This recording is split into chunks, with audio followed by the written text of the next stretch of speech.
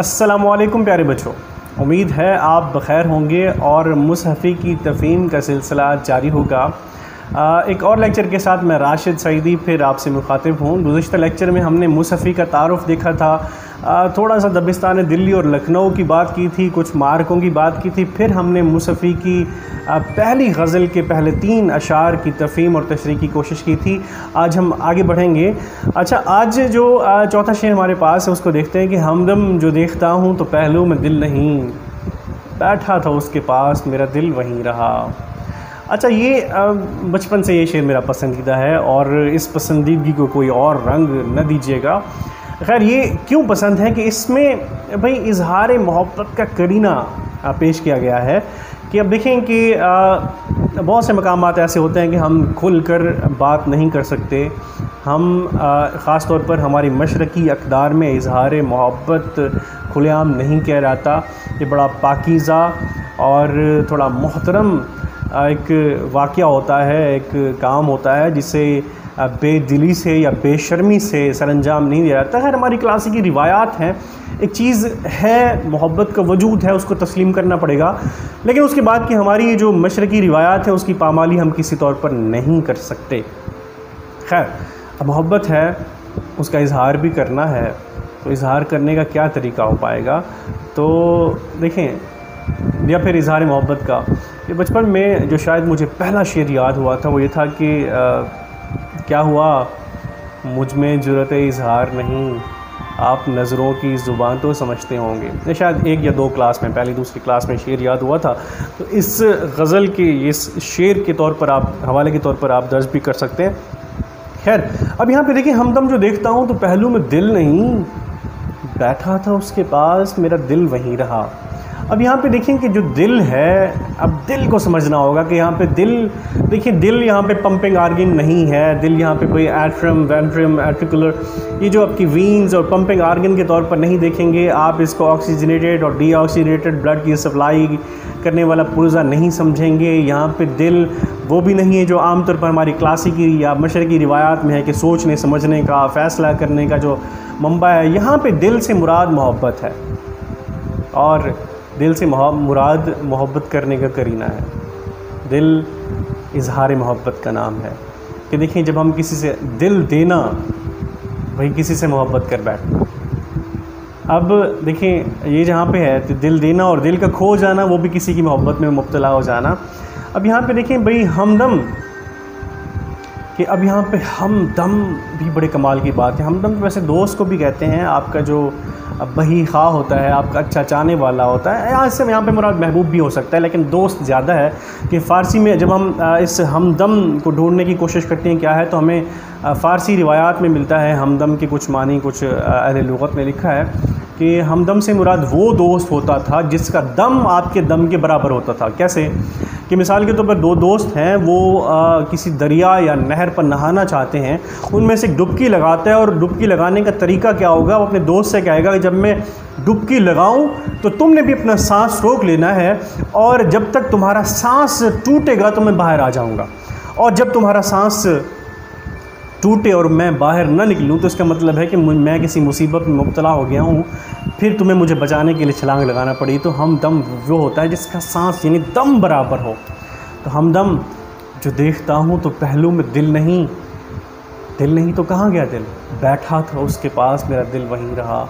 यानी बैठने से क्या, यहाँ पे उसके पास बैठने से क्या मुराद, वो लम्हा, वो कैफियत, वो महफिल जिसमें आपको किसी शख्स से किसी बिना पर मोहब्बत हो जाए, और वो मोहब्बत जिसके पास आप तो उठ के आ गए लेकिन आपका दिल वहीं रहा।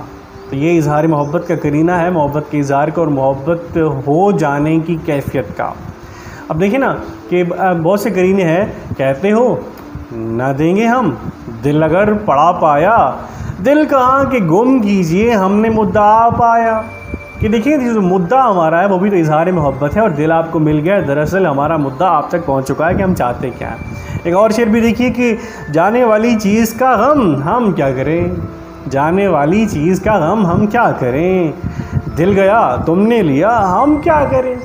यानी देखिए, दिल एक तो दे देना, गुम हो जाना, एक तरफ से मोहब्बत हो जाना। अगर किसी को दिल मिल गया तो दरअसल उसने आपकी मोहब्बत को कबूल कर लिया।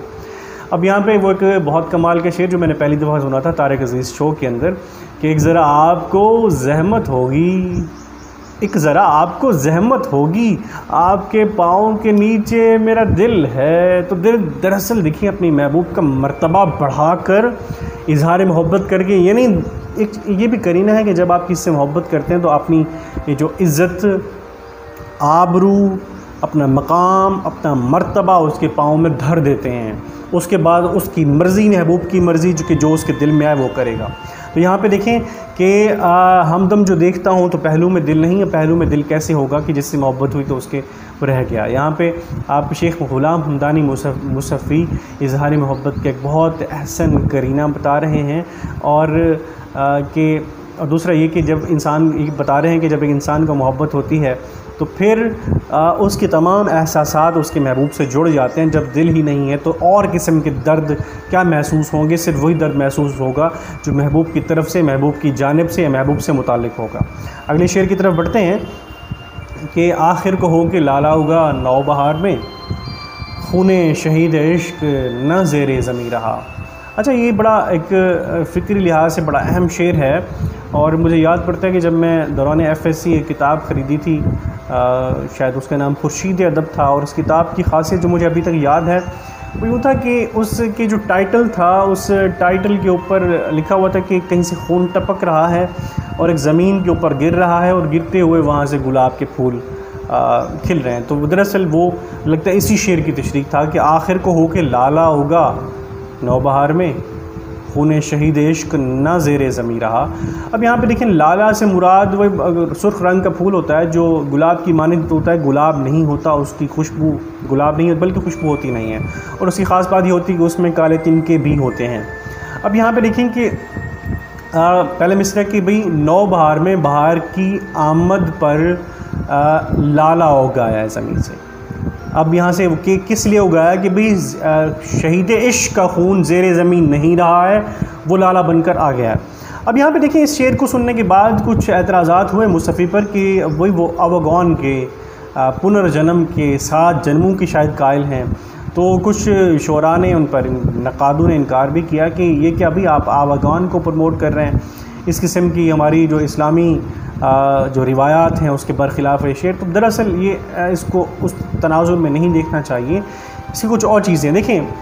बल्कि गालिब का भी एक शेर सुनिए, गालिब का लगभग गालिब ही का है कि सब कहाँ कुछ लालाओ गुल में नुमायाँ हो गईं, खाक में क्या सूरतें होंगी कि पिन्हा हो गईं। तो यही इस दोनों अशार का ये जो मौजू है मिलता जुलता है। देखें, खून शहीद इश्क को हमें समझना होगा। शहीद इश्क क्या होता है? शहीद इश्क किसी बड़े मकसद से इश्क करके उसकी खातिर जान देने वाला जो होता है शहीद इश्क होता है। चाहे आप इसको भाई आप जिसको आप मजाजी इश्क कहते हैं वो भी अगर आप देख लें तो भाई दरअसल इश्क एक बहुत बड़े मकाम की बात होती है, बहुत बड़ा मर्तबा होता है। हवस का नाम इश्क हरगिज़ नहीं है। इश्क वो है जो इंसान को अपनी ज़ात से, अपने तय्युनात से, अपने तासुबात से और जो अपनी जो हवस होती है, लालच होती है, उससे मावरा कर देता है। इंसान किसी और के लिए सोचता है। और दरअसल इश्क की जो सही कैफियत यही है, जो इश्क जो किसी बड़े मकसद की खातिर हो, किसी बड़े मकसद के हसूल के लिए हो, बड़े ख्वाब की ताबीर के लिए हो, आज़ादी के लिए हो, किसी देखें इश्क जिसने हज़रत हुसैन से करबला में कारनामा सर अंजाम दिलवाया, इश्क जो मंसूर हल्लाज को सूली की तरफ ले गया।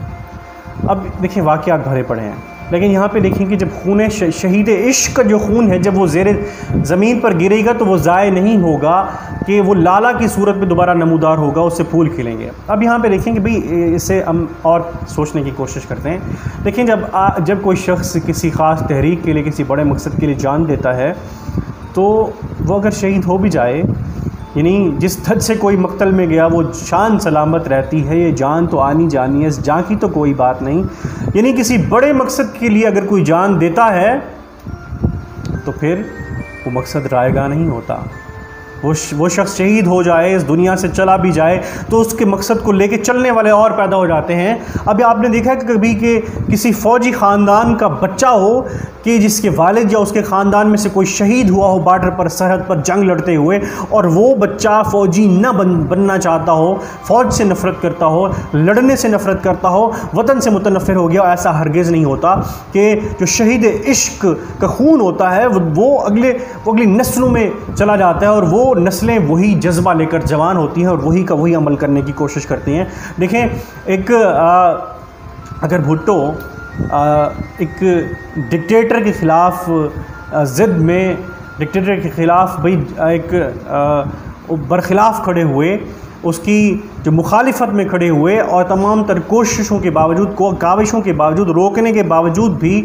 अगर वो खड़े रहे, डटे रहे, मौत को कबूल कर लिया, तो दरअसल अब वो कहते हैं भुट्टो मरा नहीं है, तो दरअसल यही बात है कि उसी की वो सोच उसके मरने की वजह से आगे चल रही है, उसकी शहादत की वजह से। अगर वो कबूल कर लेते, वो किसी और मुल्क में चले जाते, वो शायद कुछ अर्से बाद आकर वापस इलेक्शन भी लड़ रहे होते, तो दरअसल ये उसका नाम बाकी ना होता, वो जज्बा अभी तक कायम और दायम ना होता। तो देखिए, यही होता है कि हबीब जालिब की शायरी को क्यों लोग सुनते हैं, अच्छा फैज़ की बातें क्यों करते हैं। दरअसल कि अब बड़ी राहों में कुर्बानी देने वाले जो होते हैं, तो उनकी कुर्बानियाँ ज़ाय नहीं होती, उनके नज़रियात जो हैं वो सरायत कर जाते हैं लोगों के अंदर। कि अब एक शेर सुनिए, अब के बाहर से मुझे आती है बुए खून, अब के बाहर से मुझे आती है बुए खून, आया है लाला भेस बदल के शहीद का। तो देखिए, यही बात है। और मेरा पसंदीदा शेर भी सुनिए कि जब दौरान तकारीर मैं अक्सर ये पढ़ा करता था कि इसी से निकलेगी उम्मीद आमद खुर्शीद, जो रोशनी मेरे बुझते हुए चिराग की है। कि अगर वो चिराग रोशनी करते करते बुझने भी वाला है, तो उसी से आमद खुर्शीद बरामद होगी, उम्मीद बरामद होगी कि खुर्शीद निकलेगा।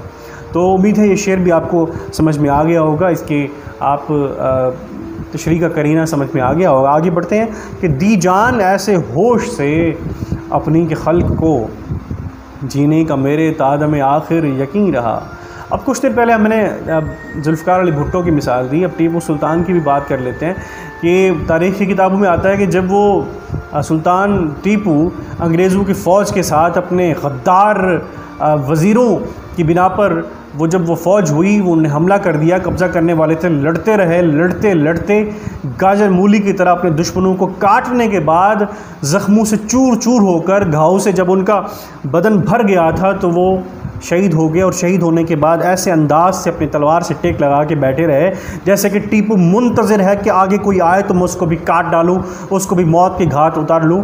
तो उनको जो मरने का अंदाज़ था, इसी बिना पर बहुत से काफ़ी देर तक, कुछ लोग तो इसकी मुबालगाराई करते हैं कि कई दिनों तक, लेकिन काफ़ी देर तक कोई जो दुश्मन था सामने नहीं आया कि मैं सामने जाऊंगा तो उठकर मौत के घाट उतार देगा। तो किस धज से कोई मरा, जिस धज से कोई मकतल में गया, वो शान सलामत रहती है कि मरते हुए दी जान ऐसे होश से, किस होश से जान दी गई है। अगर वो होश सलामत है तो लोगों को यकीन रहेगा कि वो जी रहा है, कि वो भी मरा नहीं है। देखिए, इंसान मुस्तकिल तौर पर मरता तब है कि जब उस दुनिया से उसकी बाकियात, उसकी फ़िक्र भी ख़त्म हो जाती है, और जब तो मरते दम तक इंसान की फ़िक्र कायम रहती है। अब देखें, सुकरात ने जहर का प्याला क्यों पिया था।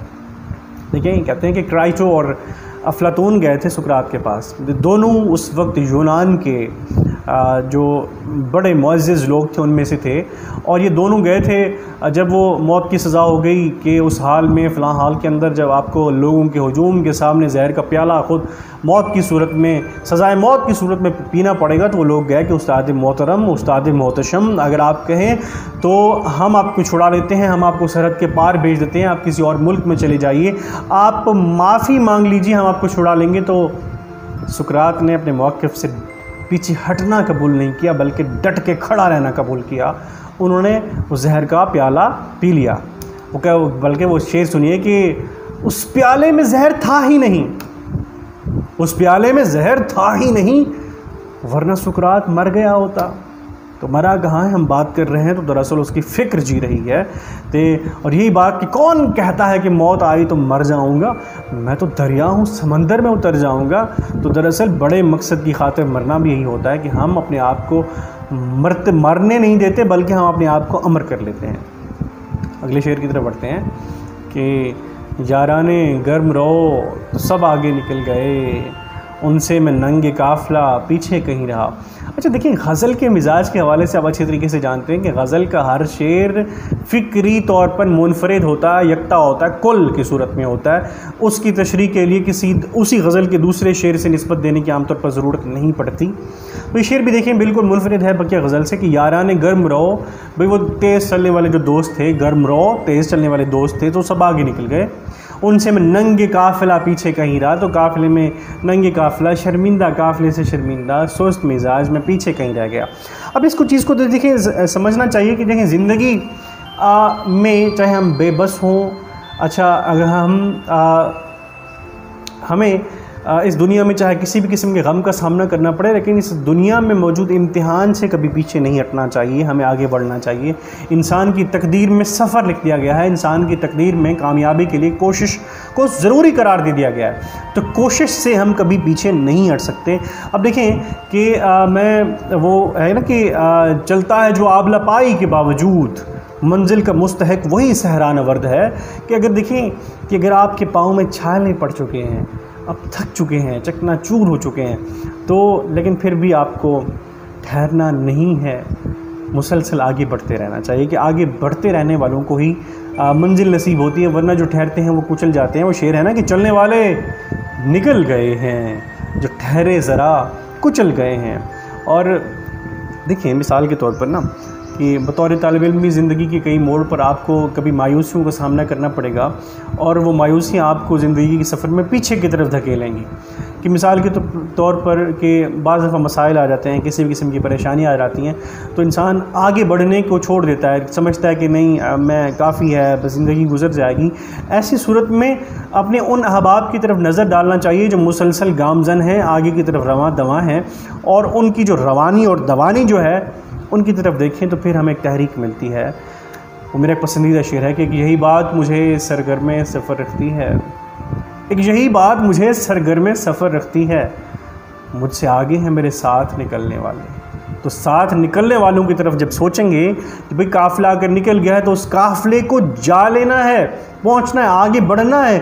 मंज़िल पर निगाह होगी तो उस मंज़िल की तरफ हम पहुंच भी जाएंगे, मंज़िल ख्वाब नहीं रहेगी, तावीर बन जाएगी। तो यही बात मुझे सरगर्मे सफ़र रखती है, मुझसे आगे हैं मेरे साथ निकलने वाले। तो नंगे काफ़िला हो जाना कोई बड़ी बात नहीं है, थक के हार के बैठ जाना बड़ी बात है। बैठना नहीं, आगे बढ़ना है और मंज़िल को जा लेना है। इस शेर के मक्ते की तरफ, गज़ल के मक्ते की तरफ बढ़ते हैं। आखिरी शेर देखिए, रखूँ मैं रोक क्यों कर दिल अपने को मुसफ़ी, मेरे कहे में अब तो मेरा दिल नहीं रहा। कि रखूँ मैं रोक क्यों कर दिल अपने को मुसफ़ी, मेरे कहे में अब तो मेरा दिल नहीं रहा। अब देखें फिर वही दिल की बात आ गई कि दिल किस तरह दिमाग पर हावी हो जाता है, और दिल क्या किस तरीके से भाई जो चाहता है मनवा लेता है। अब देखिए अब वही कि पंपिंग आर्गन नहीं है यहाँ पे, दिल भाई मनमानी करने वाला आपके अंदर आला है, जो चाहता है वो कर लेता है। तो एक बड़ा शेर कमाल है कि लोग सीने में कैद रखते हैं, हमने सर पे चढ़ा लिया दिल को। अब देखिए मिसाल के तौर पर कि जब हमने कहा कि भाई दिल मोहब्बत का इस्तारा है, कि भाई अलामत है मोहब्बत की, इंसान मोहब्बत हो जाने की, इज़हार मोहब्बत की। लेकिन जब एक दिल में हम किसी को जगह देते हैं, हम उसको समा लेते हैं, उसको समो लेते हैं, तो फिर ये होता है कि दिल फिर उसी की मर्ज़ी से चलता है, हमारी कोई मर्ज़ी नहीं होती, या फिर उसी के लिए धड़कता है जिसकी आरज़ू को अपने अंदर बसा लेता है। तो होता ये है कि भाई वो इंसान यानी कि रखूँ मैं रोक क्यों कर दिल अपने को मुसफ़ी, यानी मुसफ़ी में अपने दिल को क्यों कर रोक रखूँ कि अब मेरे कहे में मेरा दिल नहीं रहा, मेरे कहे में अब तो मेरा दिल नहीं रहा। तो दरअसल अब दिल कहना नहीं मानता, वह कि फिर उसकी गली में जाएगा, फिर सहफ का सजदा कर लेगा। इस दिल पे भरोसा कौन करे, हर रोज़ मुसलमान होता है। तो भाई दिल तो उसी की जानिब जाएगा ना जिसके लिए वो धड़कता है, वो उसी का कहा मानेगा। ये देखें दरअसल यहाँ पे जब इश्क इंसान को हो जाता है तो बेबस हो जाता है, उसका जहन का, अक़ल का, मंतिक का बस नहीं चलता, बल्कि दिल की हुक्मरानी चलती है। इश्क पर ज़ोर नहीं है ये वो आतिश गालिब, जो लगाए न लगे और बुझाए न बुझे। तो भाई इश्क जब हो जाता है तो फिर उसकी चलती है, इश्क में फिर अक़ल की मर्जियाँ नहीं चलती, आशिकी सब्र तलब और तमन्ना बेताब, दिल का क्या रंग करूँ खूने जिगर होने तक, तो दिल की हुक्मरानी ही चलती है। ये तो इससे पहले अगर आप दिमाग को हावी करेंगे तो फिर आप जीत सकते हैं। जब एक दफ़ा दिल की बात चल निकली तो फिर किसी सूरत में दिमाग की नहीं चलती।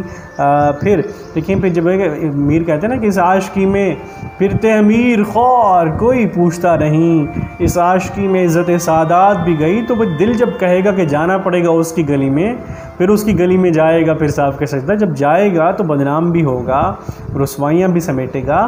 तो इससे पहले की बातें हैं कि दिल को काबू में कर लिया जाए, फिर वो नहीं आएगा। तो मुसफ़ी ने इश्क की कैफियत में बेबसी की कैफियत भी बता दी। उम्मीद है ये शेर आपको समझ में आया होगा, आपने इसकी तफ़हीम की होगी, ये गज़ल मुकम्मल तौर पर आपको समझ में आ गई होगी। अगर इस गज़ल का कोई भी शेर आपकी समझ में नहीं आया, किसी की तशरीह में आपको दिक्कत महसूस हो रही है, तो आप मुझसे पूछ सकते हैं, इसी कमेंट सेक्शन में पूछ सकते हैं या मुझसे व्हाट्सएप ग्रुप में पूछ सकते हैं। तो अगले मुसफ़ी की अगली गज़ल के साथ मैं दोबारा हाज़िर हूँगा। उस वक्त के लिए मुझे यानी राशिद सईदी को इजाज़त दीजिए। अल्लाह हाफ़िज़, बहुत शुक्रिया।